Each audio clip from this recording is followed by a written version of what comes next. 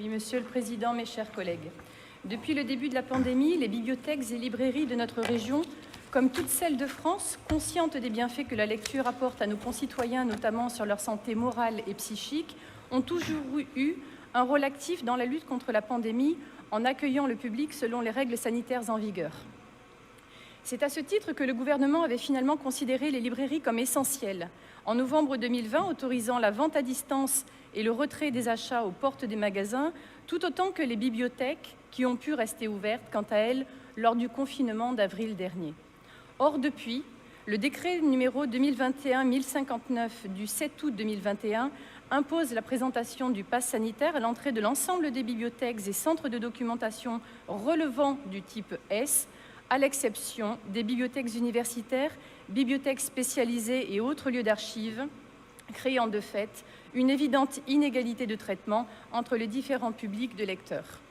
Alors que la 5e vague de l'épidémie s'abat actuellement sur nos 6 départements et que nombre de nos habitants, particulièrement nos aînés, n'arrivent pas à obtenir de rendez-vous pour leur 3e dose de rappel du vaccin, perdant de fait l'activation de leur passe sanitaire, il reste incompréhensible que le public des lecteurs soit empêché d'aller emprunter un livre dans des bibliothèques où tout est mis en œuvre pour respecter les gestes barrières avant de rentrer à leur domicile, le dévorer en toute sécurité. C'est aberrant.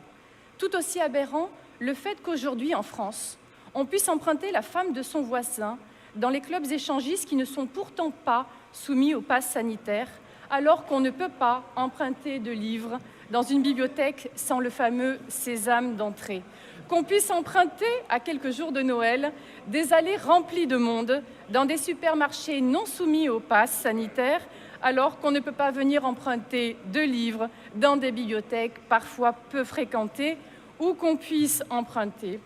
des transports en commun connus pour être bondés aux heures de pointe, comme les TER, les tramways ou métros, dont l'accès n'est pas non plus soumis au pass sanitaire, alors qu'on ne peut toujours pas emprunter de livres dans nos bibliothèques municipales ou associatives. Aussi, je propose ce soir